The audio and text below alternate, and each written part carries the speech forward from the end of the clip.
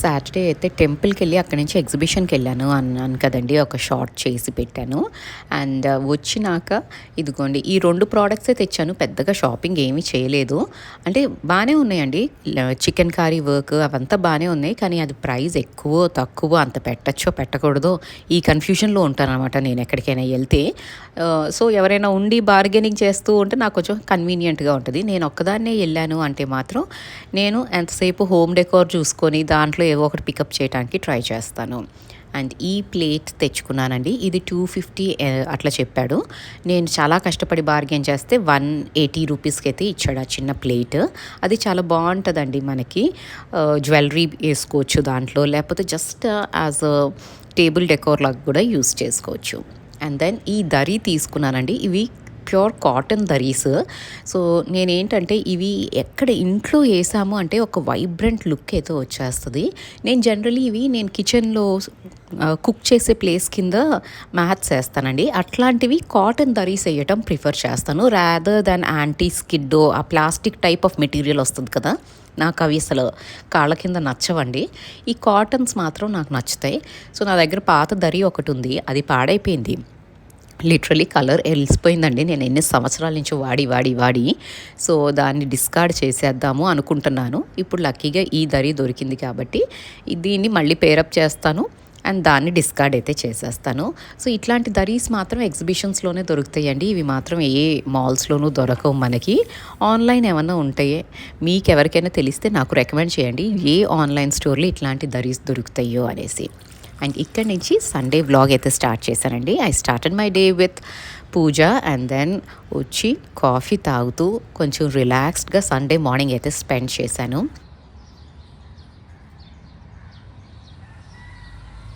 And బ్రేక్ఫాస్ట్కి ఇవాళ bread and omelette అయితే చేసేస్తున్నాను. అండ్ మీలో ఎంతమందికి కోకోనట్ ఆయిల్ ఇష్టమో నాకు కామెంట్ చేసి చెప్పండి.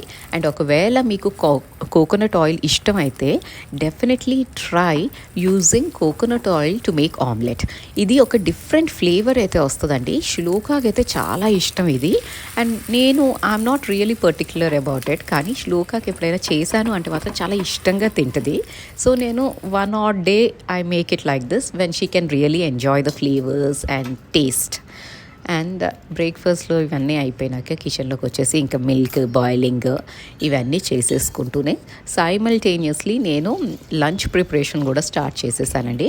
బికాజ్ మా కిచెన్లో అయితే ఎండ వాయించేస్తూ ఉంటుంది. ఆఫ్టర్ 10 ఆ కిచెన్లో వేడి కొట్టేస్తూ ఉంటుందండి. మాకు క్లైమేట్ మార్నింగ్స్ ఒక మాదిరిగా ఉందండి 1 వీక్ నుంచి అట్లాగా, but afternoons are really hot. So నేను హాలిడే అయినా కూడా వంట మాత్రం ముందు ఫినిష్ చేసేయాలి అని డిసైడ్ అయిపోతాను. అండ్ ఇట్స్ బెటర్ ఆల్సో అనిపిస్తుందండి, సో దట్ ఆఫ్టర్నూన్ వేరే పనులు చేసుకోవాలి అని. అండ్ ఇవాళ నా ఎజెండాలో చాలా పనులు అయితే పెట్టుకున్నాను. సో అవన్నీ ఫినిష్ అవ్వాలి అంటే ముందు వంట ఫినిష్ అయిపోవాలి. అండ్ వంటకి ఇవాళ నేను సండే కదండి నాన్ వెజ్ అయితే తెప్పించాను. నాన్ వెజ్ లిషియస్ నుంచి ఆర్డర్ చేసేస్తానండి. నేనైతే వెళ్ళి తీసుకురావటం, అనంత్ ఉన్నా కూడా తను వెళ్ళడండి. మాకు ఇది కన్వీనియంట్ ఉంది. లిషియస్ 1/2 అవర్లో వచ్చేస్తుంది మాకు, విత్ ఇన్ 1/2 అవరేనండి. సో ఏది కావాలంటే అది వస్తుంది కాబట్టి we thought it's better to order from లిషియస్. And వంట ప్రిపరేషన్స్ ముందు మాత్రం నేను నా నైఫ్స్ అన్నీ బ్లంట్గా అయిపోతున్నాయండి. సో వాటిని షార్పెన్ చేసుకుందాము అనేసి ఇవి పెట్టుకున్నాను. లేకపోతే వెజిటబుల్ కట్ చేయటం కాదండి, చేతులు నొప్పులు వచ్చేలాగా ఉందన్నమాట. అంత ప్రెషర్ పెట్టాల్సి వస్తుంది నైఫ్ మీద. కానీ ఇట్లాంటి షార్ప్నర్స్ ఏమైనా ఉంటే మాత్రం దీస్ ఆర్ రియలీ హ్యాండీ అండి. ఇది నేను ఆల్మోస్ట్ 4 years అయినట్టుంది ఇది కొని. అమెజాన్ నుంచే ఆర్డర్ చేశాను.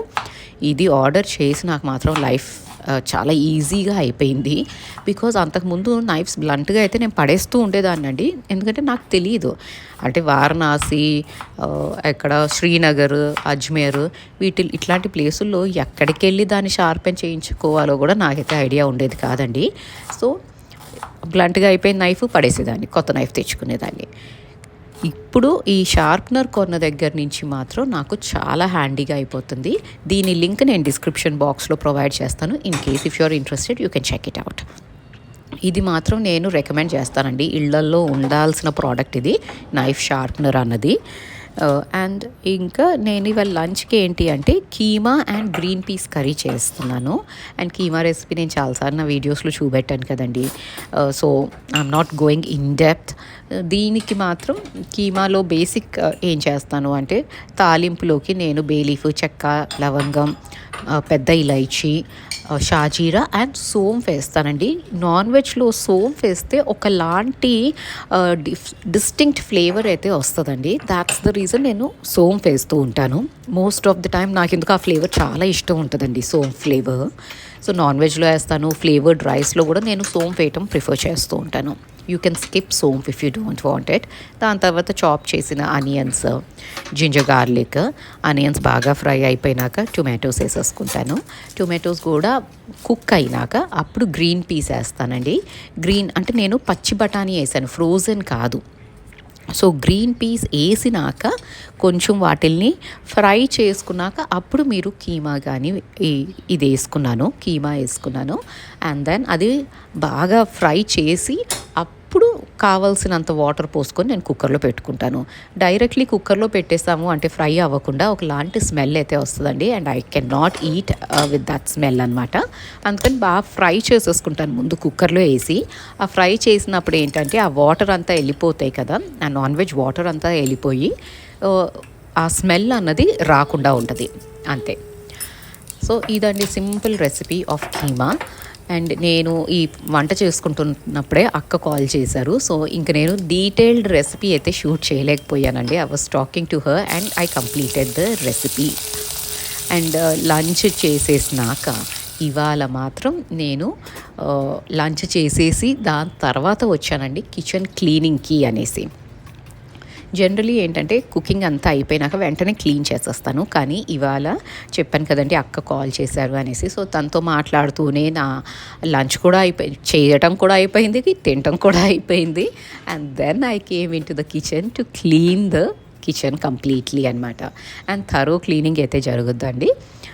జనరలీ మనం అందరం చేసేది ఈ కామన్ థింగే వంట అయిపోయినాక కిచెన్ క్లీనింగ్ అన్నది. కానీ ఒక్కొక్క రోజు నాకు మాత్రం ఇట్లా డిలే అవుతూ ఉంటుంది. అండ్ నేను నోటీస్ చేశానండి, ఎండ పెరిగే కొద్దీ ఆ జిడ్డు లాంటిది కిచెన్లో పడుతూ ఉంటుంది కదా, అది కూడా పెరుగుతుంది ఇక్కడ. సో మస్ట్ అండ్ షుడ్గా ఈ సిట్రస్ వాటర్ యూస్ చేసేది మొత్తం ప్లాట్ఫామ్, వెనకాల, చిమ్నీ, ఎవ్రీథింగ్ థరో క్లీనింగ్ అయితే చేస్తున్నాను. And counter top, gas stove మాత్రం మస్ట్ అండ్ షుడ్గా ఈ సిట్రస్ సొల్యూషన్ వేసుకొని క్లీన్ చేస్తున్నాను. అండ్ దిస్ రియలీ హెల్ప్స్ అండి. సో కంప్లీట్ థరో క్లీనింగ్ అయితే అయిపోయింది కిచెన్కి. అండ్ దెన్ అప్పుడు కొంచెం రిలాక్స్ అయితే అవుతాను. నాకు ఆ కిచెన్ కొంచెం మెస్సీగా ఉంటే మాత్రం ఐ కెనాట్ రిలాక్స్. అది మన అందరికీ ఉంటుంది కదండి, that's nothing special about it. ఆ క్లీన్ చేసేసుకుంటే అది నీట్గా ఉంటుంది. అండ్ ఆఫ్టర్నూనో ఈవినింగో మనం కాఫీ కలుపుకోవడానికి వచ్చేటప్పుడు మాత్రం కొంచెం ఫ్రెష్గా ఉంటుంది kitchen. It will not be messy. And అప్పుడు పని చెయ్యాలి అన్న ఫీలింగ్లో అయితే ఉండము. సో ఇట్లా అయితే నీట్ అయిపోయిందండి. అండ్ దెన్ లంచ్ అయిపోయినాక మాత్రం చెప్తున్నాను కదండి హీట్ అయితే బాగానే ఉంది అనేసి. So I got into my regular habit of having buttermilk after lunch. నేను పెరుగు ఎక్కువ తినలేనండి బికాజ్ నాకు సైనస్ ట్రిగర్ అవుతుంది. సో బటర్ మిల్క్లో మాత్రం నేనేం చేస్తానంటే కొంచెం సాల్ట్ అండ్ ఇంగువ వేసుకుంటాను. ఇంగువ అండ్ సాల్ట్ వేసుకున్న బటర్ మిల్క్ డైజెషన్కి కూడా మంచిదండి. అండ్ సమ్మర్స్లో దిస్ ఈజ్ రియలీ నైస్. ఇట్లాంటి బటర్ మిల్క్ మనం 2-3 టైమ్స్ కూడా తాగేయచ్చు డైలీ. కానీ నేనైతే ఎక్కువ ఇది బటర్ మిల్క్ తాగినా కూడా నాకు సైనస్ ట్రిగర్ అవుతూ ఉంటుంది. So I prefer having butter milk in afternoons. మీలో ఎవరికైనా ఇట్లా బటర్ మిల్క్ సెట్ అవ్వదు, పెరుగు బటర్ మిల్క్ తింటే సైనస్ వస్తుంది అన్నప్పుడు ఆఫ్టర్నూన్స్ ట్రై చేయండి. It will definitely work. ఎందుకంటే నాకు ఆఫ్టర్నూన్ తాగితే అయితే ట్రిగర్ అవ్వట్లేదు సైనస్, కానీ నైట్ టైం తాగితే మాత్రం కొంచెం తేడా కొట్టేస్తుంది. సో అది ఫినిష్ చేసుకొని తాగేసి కాసేపు రిలాక్స్ అయ్యి బెడ్రూమ్లోకి అయితే వచ్చానండి. ఈ కింద షెల్ఫ్లో ఏంటి అంటే నా డ్రెస్సెస్ 3 పీస్ డ్రెస్సెస్ ఉంటాయి కదా, అవన్నీ కింద పెట్టుకుంటాను అనమాట. On a regular basis we don't wear them కదా, సో కింద పెట్టుకుంటాను. కానీ అక్కడ లాస్ట్ షెల్ఫ్లో పెట్టేసరికి నెగ్లెక్ట్ కూడా ఎక్కువే చేస్తున్నానండి. అది కొంచెం కుప్పల్లాగా అయిపోయినాయి బట్టలన్నీ. సో అవన్నీ తీసి ఆర్గనైజ్ చేసుకుంటున్నాను. అండ్ ఇదంతా సెట్ చేసేటప్పుడు కొన్ని నాకు కరెక్ట్ అనిపించిన టిప్స్ మీతో షేర్ చేసుకుంటానండి డ్రెస్సింగ్ గురించి. అది it's totally my personal choice. It's a disclaimer which I'm giving here. Dressing అన్నది మీ పర్సనల్ చాయిస్ అండి. మీకు ఏది నచ్చితే మీరు దేంట్లో కంఫర్టబుల్ ఉంటే అది వేసుకోవచ్చు. కాకపోతే మనం ఏం చేస్తున్నాము ఈ మధ్యకాలంలో అంటే ట్రెండ్లో ఏది ఉందో అది ప్రతి ఒక్కళ్ళం కొనేస్తున్నాం. ఫర్ ఎగ్జాంపుల్ అనార్కలి సూట్స్ కొంచెం లీన్ ఫిగర్ ఉన్న వాళ్ళు వేసుకుంటే చాలా క్లాసీగా ఎలిగెంట్గా అనిపిస్తుంది. అదే కొంచెం టమ్మీ ఫ్యాట్ లేదా కొంచెం బల్కియర్ సైడ్ ఉన్నప్పుడు మనం అనార్కలి వేసుకున్నాము అంటే మనం ఇంకొంచెం ఫ్యాట్గా కనిపించేలాగా చేస్తుంది. That is the disadvantage of Anarkali suits. కానీ మనం ఏం చేస్తున్నామంటే ఇప్పుడు లేటెస్ట్ ట్రెండ్ అనార్కలి అని ప్రతి ఒక్కళ్ళం అది కొనేసి వేసేసుకోవడానికి ట్రై చేస్తున్నాం. So these things have to be according to your body shape, size అని నేను నమ్ముతానండి. Again I'm mentioning it very clearly. ఇది నా పర్సనల్ ఒపీనియన్ మాత్రమే.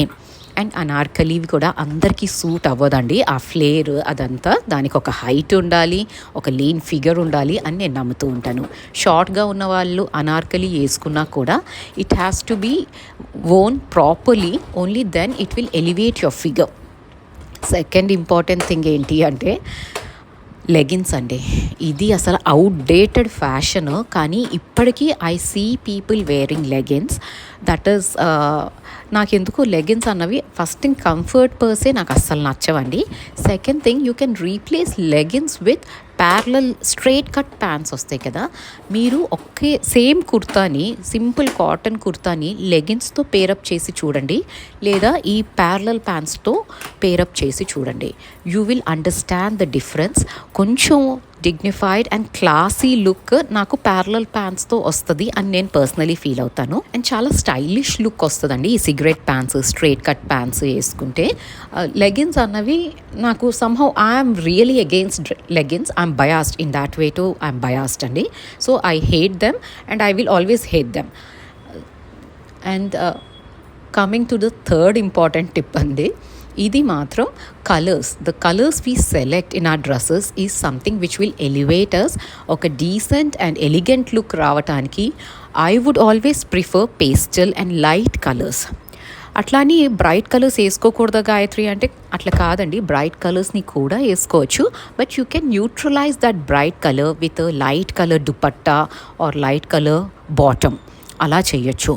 మొత్తం టాప్ టు బాటమ్ బ్రైట్ అంటే అది చూసే వాళ్ళకి కూడా అట్లా గ్లేర్ కొడుతుందేమో అనిపిస్తుందండి నాకు. So go for subtle colours.